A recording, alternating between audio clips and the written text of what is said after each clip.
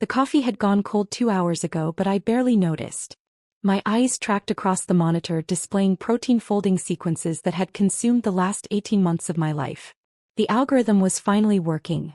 Predictive accuracy had jumped to 94.7% in the latest test run. My hands trembled slightly as I saved the data to the secure server, then made 3 backup copies on the encrypted drives in my desk drawer. Still playing with your little science project? I looked up to find my brother Marcus leaning against my home office doorframe, that familiar smirk plastered across his face. He'd let himself in using the spare key I'd given him for emergencies 3 years ago and apparently never returned. It's not a game, Marcus. This is my work. I minimized the windows on my screen reflexively. Years of dismissal from my family had trained me to protect what mattered. Right. Your groundbreaking research. He made exaggerated air quotes. Mom told me you're still doing your biology thing in the spare bedroom. When are you going to get a real job? I bit back the response that wanted to emerge. Marcus worked in commercial real estate sales and considered anything outside of immediate monetary transactions to be a hobby rather than legitimate work. The fact that I'd spent 6 years completing my PhD, another 4 in postdoctoral research, and now ran my own consulting laboratory apparently meant nothing to him. I have a real job. I've explained this before. Sure. He wandered into my office uninvited, picking up a framed photo of me receiving my doctorate. Dad always said you'd outgrow this phase. 34 years old and still playing in a laboratory. It's kind of sad, honestly. The familiar ache settled into my chest. Our father had passed away 3 years ago, never having acknowledged that my research had any value. He'd been a construction company owner like Marcus now was, and had always viewed my chosen field as impractical daydreaming. Was there something you needed, Marcus? I'm in the middle of something time-sensitive. Actually, yeah. He set down the photo and turned to face me, sliding his hands into his pockets. I'm a little short on cash this month. The business has some unexpected expenses. I was hoping you could spot me $5,000. I closed my eyes briefly. This happened every few months. Marcus lived in a house twice the size of mine, drove a BMW and took his family on elaborate vacations, but somehow was perpetually short on cash. I'd lent him money 4 times in the past 2 years. He'd repaid exactly none of it. I can't this time, Marcus. I have equipment purchases coming up and... Equipment for your pretend laboratory? He laughed. Come on, Sophia. What could you possibly need expensive equipment for? Just borrow stuff from whatever university is letting you use their space. I'm not affiliated with the university anymore. I have my own practice, my own laboratory, my own clients. And the equipment is essential for clients. He laughed harder. Who's paying you to play scientist?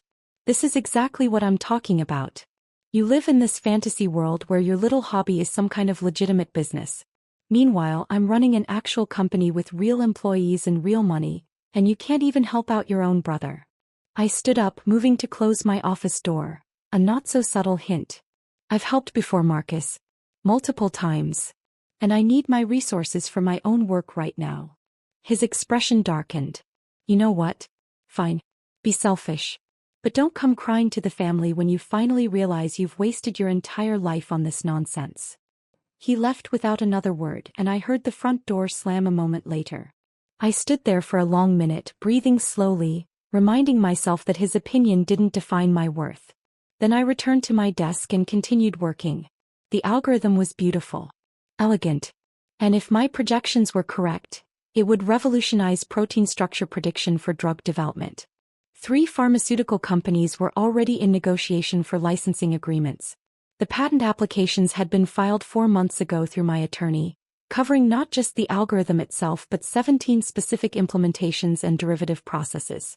The total projected value, according to the IP lawyers, $4.2 million over the next 7 years, conservative estimate. But my family didn't know any of that. They never asked about my work in enough detail to learn about it. 2 weeks later, I arrived home from a consultation meeting with a biotech firm in Boston to find my office door open. My stomach dropped. I always locked it. Always. I rushed inside and immediately saw the disaster. Drawers pulled open. Papers scattered. My file cabinet's lock had been forced, the metal bent and scratched. And my desk drawer, the one where I kept the encrypted backup drives, hung open and empty. My hands shook as I pulled out my phone and dialed Marcus. "Hey sis. What's up?" He sounded cheerful. "Relax. Marcus, were you in my house?" "Oh yeah. I stopped by yesterday. Used my key. You weren't home. Why were you in my office? Why is everything?"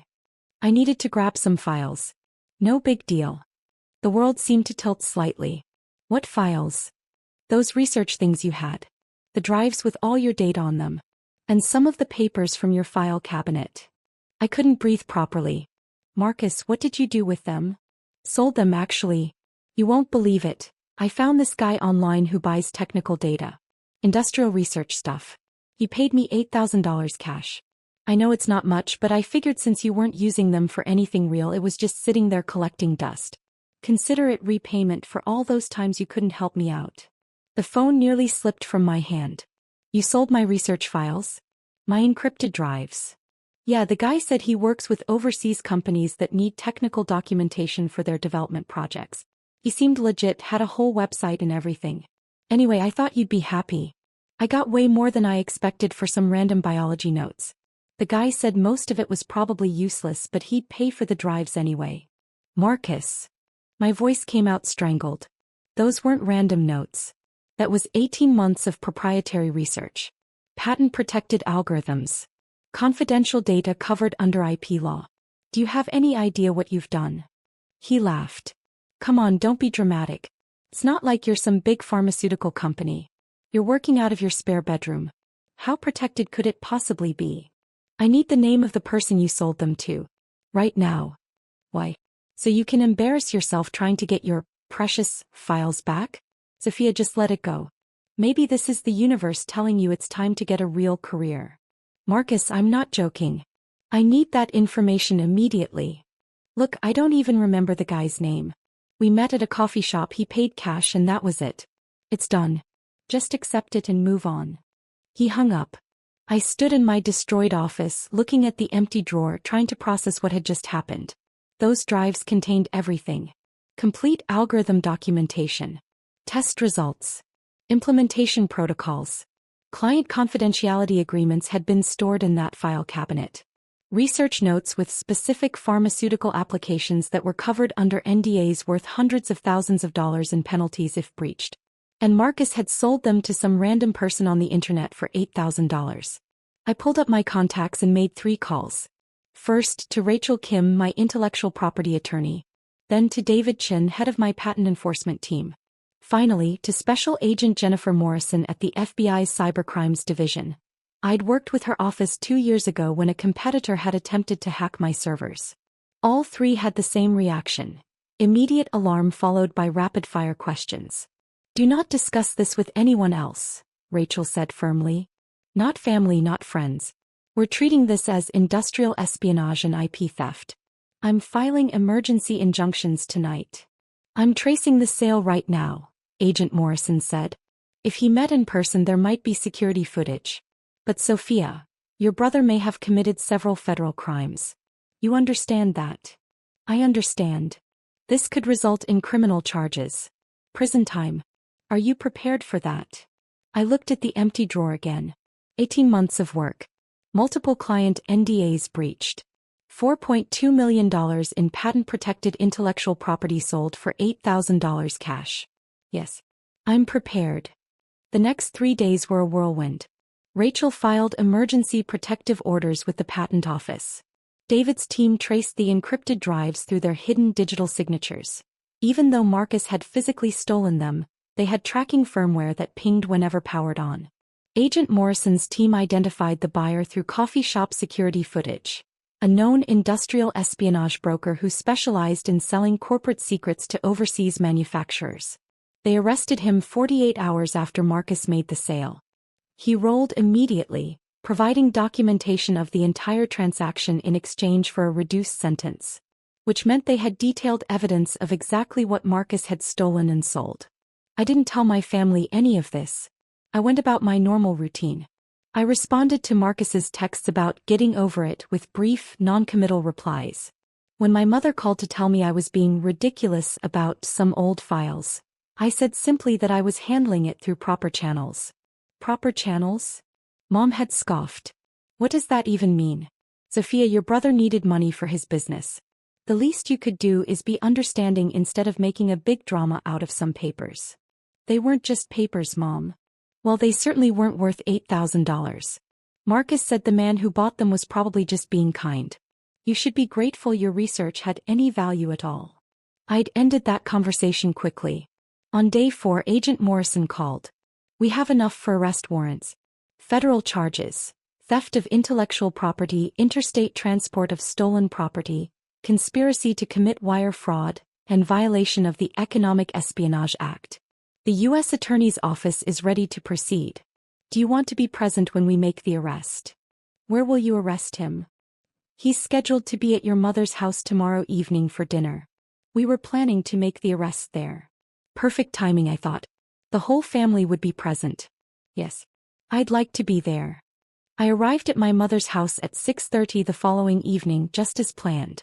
My sister Jenna's car was already in the driveway, along with Marcus's BMW and my Uncle Tom's truck. A regular family dinner just like the dozens we'd had over the years. Mom opened the door with a surprised smile. Sophia, I didn't know you were coming. How wonderful. Maybe you and Marcus can finally work out this silly argument about those files. Maybe, I said neutrally, stepping inside. The family was gathered in the living room. Marcus sat on the couch next to his wife, looking relaxed and confident. Jenna was scrolling through her phone while her husband chatted with Uncle Tom about football scores. Mom bustled back toward the kitchen, calling over her shoulder about dinner being ready in 15 minutes. Hey, Sophia. Marcus gave me that familiar smirk. Glad you decided to stop being childish about this whole thing. I actually did you a favor, you know. $8,000 for some old research notes? That's probably more than you'd ever make from them anyway. I sat down in the armchair across from him. You think so? I know so. Come on, be realistic. You're not exactly working for a major corporation. How much could your patents possibly be worth? He actually made air quotes again. The guy I sold them to probably just resold them for parts or something. It's not like there was anything actually valuable there. Jenna looked up from her phone. Wait, you're still upset about that? Marcus, I thought you said she was over it. I thought she was. Guess our little sister likes to hold grudges. I'm not holding a grudge, I said calmly. I've been handling it through the appropriate legal channels. Marcus laughed. Legal channels? What, you filed a complaint with the Better Business Bureau? Sophia, just stop. You're embarrassing yourself. Actually, I said, checking my watch, I contacted the FBI's Cybercrimes Division, my IP enforcement legal team, and the U.S. Attorney's Office for the Eastern District. They've spent the last 4 days building a federal case. The room went very quiet. What are you talking about? Mom emerged from the kitchen, wooden spoon still in hand. The files Marcus stole and sold weren't just old research notes. They were patent-protected intellectual property covered under federal law. The algorithms alone are valued at $4.2 million. The client data he accessed included confidential pharmaceutical research covered by NDAs worth hundreds of thousands in penalty clauses. And the person he sold them to is a known industrial espionage broker who resells corporate secrets internationally. Marcus's face had gone pale. You're bluffing. The buyer was arrested 3 days ago. He provided complete documentation of your transaction in exchange for a reduced sentence. Security footage from the coffee shop where you met confirms your identity. And the encrypted drives you stole had hidden tracking firmware. My legal team traced them the moment they were powered on. Sophia, this isn't funny, Mom said sharply. Stop trying to scare your brother over some silly files. I'm not trying to scare anyone. I'm explaining what's about to happen. As if on cue, car doors slammed outside. Through the front window I could see 3 black SUVs pulling into the driveway. Marcus stood up abruptly. What is this? That, I said quietly, is the FBI. The doorbell rang. Mom looked at me, then at Marcus, then at the door. Sophia, what did you do? I didn't do anything. Marcus committed multiple federal crimes. I just reported them. The doorbell rang again, more insistently, followed by a firm knock and a voice. FBI. We have a warrant for Marcus James Sullivan. Marcus's wife grabbed his arm. Marcus, what is she talking about? This is insane. Sophia, call them off. Whatever you think I did. You stole $4.2 million worth of patent-protected intellectual property, I said, my voice steady. You violated federal IP law, the Economic Espionage Act, and multiple confidentiality agreements. You sold classified research data to a known criminal. And you did it for $8,000. Mom rushed to the door and opened it. 3 FBI agents stood on the porch, credentials already displayed. Behind them, I could see more agents moving around the perimeter of the house. Mrs. Sullivan? I'm Special Agent Jennifer Morrison. We have a warrant for the arrest of Marcus James Sullivan. She held up the document. This is ridiculous. Mom's voice was shrill. My son didn't do anything wrong. Ma'am, I need you to step aside. Agent Morrison and her team entered the house. Marcus backed up against the couch, his face now completely white. Marcus James Sullivan, you're under arrest for theft of intellectual property, interstate transport of stolen property, conspiracy to commit wire fraud, and violation of the Economic Espionage Act of 1996. Agent Morrison's voice was professional, almost bored, as if she did this every day. You have the right to remain silent. Sophia. Marcus's voice cracked. Tell them this is a mistake.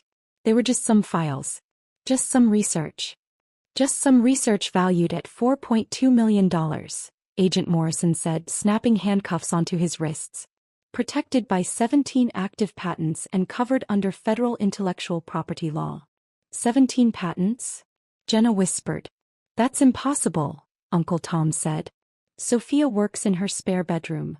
Dr. Sullivan operates a private research laboratory and consulting practice, Agent Morrison corrected, emphasizing the doctor in a way that made Uncle Tom flinch. She holds multiple patents in protein structure prediction algorithms used by 3 major pharmaceutical companies. The intellectual property your nephew stole and sold is considered critical infrastructure under federal law. She turned back to Marcus. The U.S. Attorney has authorized me to inform you that you're facing up to 15 years in federal prison and up to $5 million in fines. The buyer you sold to is cooperating fully. We have security footage, financial records, and digital forensic evidence. Your attorney will receive full documentation tomorrow morning. Sophia, please. Marcus's voice was desperate now as the agents began to lead him toward the door. I didn't know. I thought it was I didn't know it was worth anything. You didn't ask, I said quietly. You never asked what I actually do. You just assumed it was worthless because it wasn't what you understood. Mrs. Sullivan, another agent said, addressing Marcus's wife, we have a warrant to search your residence as well. Evidence suggests some of the stolen materials may still be on your property. We'll need access within the hour. He started crying. Mom grabbed my arm. Sophia, stop this. He's your brother. You can't let them take him to jail over some misunderstanding. It's not a misunderstanding, Mom. He broke into my office, forced open my locked file cabinet, stole my property and sold it to a criminal. Those are crimes. Federal crimes. But he didn't mean. He meant to steal my things because he decided they were worthless. He decided my work was worthless. My entire career was just a hobby to him. I pulled my arm free. I gave him every opportunity to take me seriously. All of you. For years. The agents were at the door now, Marcus in handcuffs between them. He looked back at me one last time. I'm sorry. I'm so sorry. I didn't know. I know you didn't. That was always the problem. They took him out to one of the SUVs. Through the window I watched them secure him in the back seat. The living room was silent except for Marcus's wife's crying. Finally Jenna spoke, her voice small. Sophia, what exactly do you do? I develop protein structure prediction algorithms for pharmaceutical applications. I consult with biotech firms on drug development processes. I hold 17 active patents with 8 more pending. I have contracts with 3 Fortune 500 pharmaceutical companies and 2 major research universities. But you work from home, Uncle Tom said weakly. I work from a private laboratory facility I built in my home, yes. The overhead is lower, which means I keep more of the consulting fees. Last year I grossed $840,000 in revenue. Mom sat down heavily on the couch. 800. The research Marcus stole represents about 5 years of that projected revenue. The NDAs he violated when he accessed my client files could result in additional lawsuit settlements totaling another $1 million in penalties. I'll likely recover some of that through civil court, but the damage to my professional reputation is harder to quantify. Agent Morrison had stayed behind while her colleagues left with Marcus. Dr. Sullivan, we'll need you to come to the field office tomorrow to provide a full statement. The U.S. Attorney will want to discuss your testimony for the grand jury. Of course. What time? 10 a.m. work for you? Perfect. She nodded to the room at large and left. I picked up my bag and headed for the door. Where are you going? Mom's voice was nearly a whisper. Home. I have work to finish. Sophia, wait. Please. We need to talk about this. We need to figure out how to help Marcus. I turned back to look at her. At all of them. Marcus broke federal law. There's nothing to figure out. He'll have a trial, and if he's convicted, which he will be because the evidence is overwhelming, he'll go to prison. That's how the justice system works. But he's family. And he treated me like my life's work was garbage. Like I was playing pretend. Like everything I've accomplished was worthless because he didn't understand it. I felt surprisingly calm. He had every opportunity to respect my career. To ask questions. To treat me like my work mattered. He chose not to. And then he chose to commit multiple felonies. Those were his choices. Jenna's husband cleared his throat awkwardly. For what it's worth, we had no idea you were doing so well. Why didn't you ever say anything? I tried. Many times. But when someone keeps dismissing everything you say as not being a real job, eventually you stop trying to explain. I left them sitting in stunned silence. The trial took 11 months to reach court. Marcus's attorneys tried everything. Arguing he didn't understand the value of what he'd taken, claiming I'd given him permission to access my office, suggesting the $4.2 million valuation was inflated. None of it worked. The federal prosecutor was thorough. She brought in expert witnesses from each of the 3 pharmaceutical companies I consulted for. They testified about the value of my algorithms, the breakthrough nature of my research, the competitive advantage my work provided. She showed the jury the patent documentation, the licensing agreements, the confidentiality clauses. And she walked them through exactly what Marcus had done. Breaking into a locked office, forcing open a locked file cabinet, stealing encrypted drives containing protected research, and selling that research to a known criminal for a fraction of its worth. The jury deliberated for 4 hours. Guilty on all counts. The judge sentenced him to 8 years in federal prison and ordered him to pay $4.2 million in restitution, plus an additional $750,000 for violating the confidentiality agreements with my clients. Marcus will never be able to pay that amount. His house was seized as part of the asset forfeiture process. His business collapsed once news of his conviction became public. Apparently, commercial real estate clients don't trust convicted felons with their transactions. Mom tried to talk to me at the sentencing hearing. I wasn't unkind, but I was clear. Marcus had made his choices and these were the consequences. He's still your brother, she said, tears streaming down her face. Yes, I agreed. And I'm still the sister he stole from because he thought my career was worthless. Actions have consequences, Mom. That's what being an adult means. 18 months after Marcus's arrest, I received an email from a venture capital firm in San Francisco.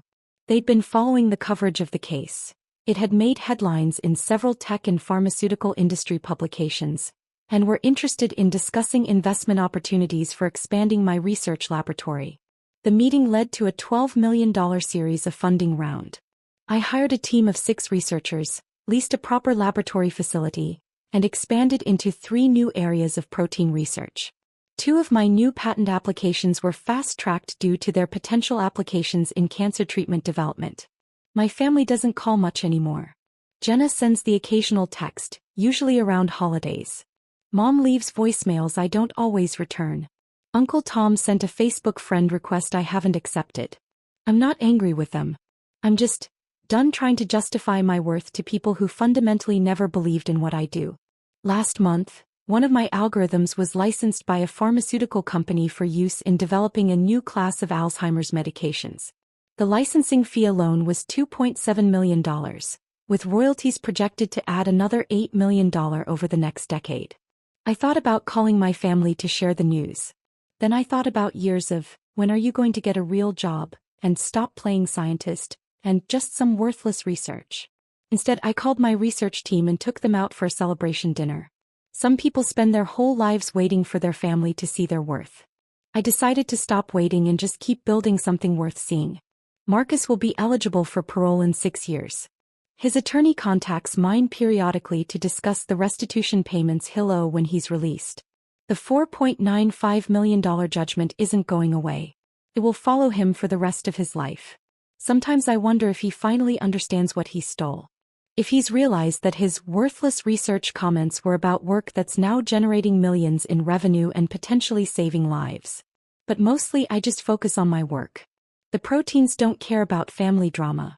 The algorithms don't need validation from people who can't understand them. The science just works. And that's enough. My office door has a new lock now. Biometric with remote monitoring. The file cabinets are fireproof and digitally secured. My backup systems are redundant and encrypted with military-grade security protocols. And I had the spare key to my house changed. Fool me once, as they say. I'm not bitter. I'm just careful. And successful. And finally free from needing anyone's permission to consider my work legitimate. The research papers on my desk tonight represent another potential breakthrough. A new approach to protein folding that could revolutionize drug development timelines. 3 more companies are interested in early licensing agreements. The projected value is even higher than the last algorithm. I save my work to the secure server, check all the backup systems and lock my office door behind me. Some people are born into families that celebrate their success. Others have to build their validation from scratch, patent by patent, discovery by discovery, until the work speaks for itself so loudly that even the doubters can't pretend not to hear it. I built mine. And no one can take that away. Not even family.